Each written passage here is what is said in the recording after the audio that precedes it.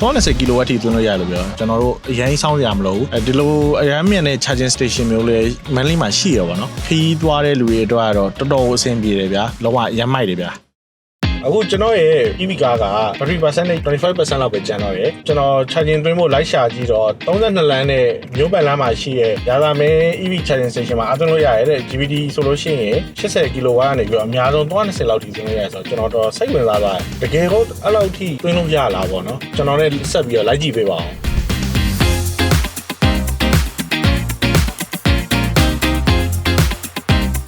အခုကျွန်တော်ရာသာမင်းရဲ့ EV charging station ကိုရောက်ပြီလောလောဆယ်မှာတော့ဘယ်ကားမှမရှိသေးဘူးအဲ့နဲ့ကျွန်တော်က GBD နဲ့ဆိုလို့ရှိရင်လို့ဘယ်လိုအားသွင်းလို့ရလဲဆိုတော့သူ့စီမှာတဲ့အနည်းဆုံးက80 kW နဲ့သွင်းလို့ရတယ်တဲ့အများဆုံးကဆိုလို့ရှိရင်တော့30 kW ထိသွင်းလို့ရလို့ပြောအဲ့တော့ကျွန်တော်တော်တော် surprise ဖြစ်သွားတယ်ဒီလိုအရမ်းမြန်တဲ့ charging station မျိုးလေး Manly မှာရှိရပါတော့အဲ့နဲ့ဘယ်လိုမျိုးကားတွေကိုအားသွင်းတာလဲကြည့်လိုက်တော့မှသူတို့ရာသာမင်းရဲ့ EV Express တွေကိုအားသွင်းတာပေါ့နော်အဲ့ဒါကြောင့်မလို့ဆိုတော့ကျွန်တော်ကားကိုသွင်းလို့ရမရလဲကျွန်တော်လည်းစမ်းနေတာနဲ့စမ်းလိုက်တဲ့အခါကျတော့ BYD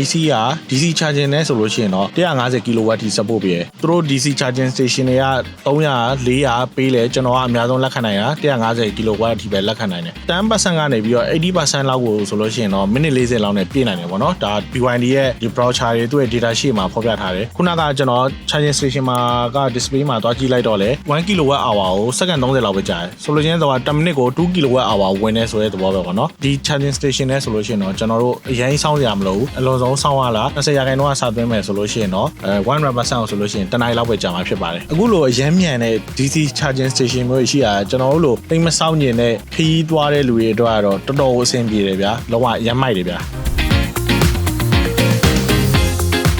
အခုကျွန်တော်ရဲ့ကားကို25ရာခိုင်နှုန်းကနေပြီးတော့100ရာခိုင်နှုန်းထိ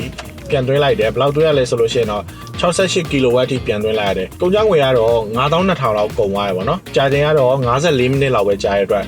တော်တော်ကြီးကိုအဆင်ပြေတယ်ပေါ့နော်။အဲ့တော့ Manly ရောက်လို့ရှိရင်ရာသာမင်းမှာအရင်မဆောင်ကျင်တဲ့လူတွေအတွက်320 kW နဲ့သွင်းနိုင်တယ်ဆိုတဲ့အကြောင်းကိုကျွန်တော် sharing လုပ်ပေးလိုက်ပါတယ်။